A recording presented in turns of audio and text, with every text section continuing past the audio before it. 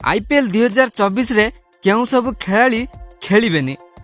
सामी ठारू हारी ब्रुक केउ सब खेलाड़ी खेलिबेनी आईपीएल। मार्च 22 रु आरंभ हेबो आईपीएल महाकुंभ। यह पूर्व जनक पर जणे खेलाड़ी व्यक्तिगत कारण दर्शाई टूर्नामेंट रु ओहरी जाउछंती।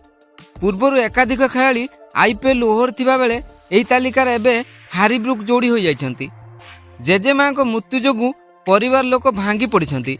ए परिस्थिति रे से परिवार लोकों सह रहिबाकु चाहुछंती। तेणु शेष मुहूर्त रे से आईपीएल निजर ना प्रत्याहार करि नेछंती। आईपीएल नीलाम बेले दिल्ली कैपिटल्स ब्रुक को 4 कोटी टंकार किनिथिला। पूर्वरु से सनराइजर्स हैदराबाद पई खेलुथिले, हेले दल तांकु नीलाम पूर्वरु रिलीज कर दिथिला। रिलीज पर से नीलाम रे शामिल होइथिले। तांकु दिल्ली 4 कोटी टंकार किनिथिला, हेले एबे से टूर्नामेंट रु निजर ना प्रत्याहार कर नेछंती। तेणु दिल्ली कैपिटल्स बदल खेलाड़ी को खोजिबा आरंभ कर देछि। हैरी ब्रुक को पूर्वरु चेन्नई सुपर किंग्स रो ओपनर डेवन कनवे आहत समस्या जोगु आईपीएल बाद पड़िथिले।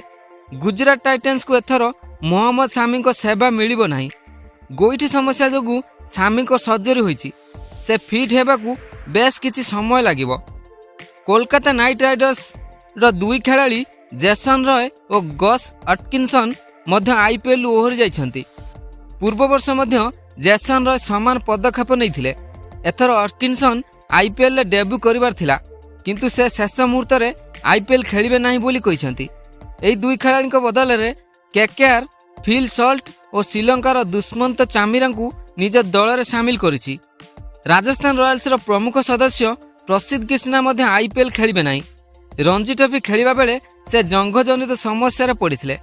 फेब्रुआरी मासरे तांक सर्जरी होइतिला। तेणु गत वर्ष भली एथर मध्य प्रसिद्ध आईपीएल नजर आसिबे नाही प्रसिद्ध कृष्णा।